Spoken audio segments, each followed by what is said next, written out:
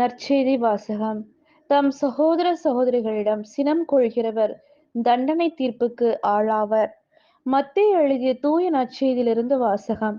அதிகாரம் 5, இறைவசனங்கள் 20 முதல் 26. அக்காலத்தில் இயேசு தம் சீடரை நோக்கி கூறியது: மறைநூல் அறிஞர் பரிசேயர் ஆகியோரின் நெறியை விட உங்கள் நெறி சிறந்திருக்கட்டும். இல்லையெனில் நீங்கள் விண்ணரசுக்கு புக முடியாது என உங்களுக்கு சொல்கிறேன். கொலை செய்யாதே, கொலை செய்கிறவர் எவரும் தண்டனை தீர்ப்புக்கு ஆளாவர் என்று முற்காலத்திற்கு கூறப்பட்டிருப்பதை கேள்விப்பட்டிருக்கிறீர்கள்.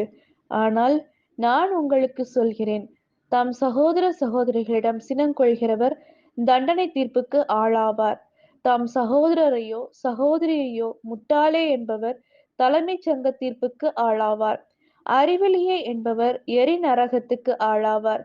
ஆகையால் நீங்கள் உங்கள் காணிக்கையை பலிபீடத்தில் செலுத்த வரும்பொழுது உங்கள் சகோதர சகோதரிகள் எவருக்கும் உங்கள் மேல் ஏதோ மனத்தாங்கள் உண்டென அங்கே நினைவுற்றால், அங்கேயே பலிபீடத்தின் முன் உங்கள் காணிக்கையை வைத்துவிட்டு போய் முதலில் அவரிடம் நல்லுறவு ஏற்படுத்தி கொள்ளுங்கள்.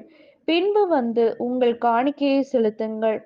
உங்கள் எதிரி உங்களை நீதிமன்றத்துக்கு கூட்டிச் செல்லும் போது வழியிலேயே அவருடன் விரைவாக உடன்பாடு செய்து கொள்ளுங்கள். இல்லையேல் உங்கள் எதிரி நடுவரிடம் உங்களை ஒப்படைப்பார்.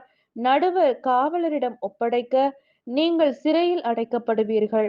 கடைசி காசு திரும்பி வரும் வரை செலுத்தாமல் அங்கிருந்து வெளியேற மாட்டீர்கள் என உறுதியாக உங்களுக்கு சொல்கிறேன். இது கிறிஸ்துவின் நற்செய்தி. கிறிஸ்துவே உமக்கு புகழ்.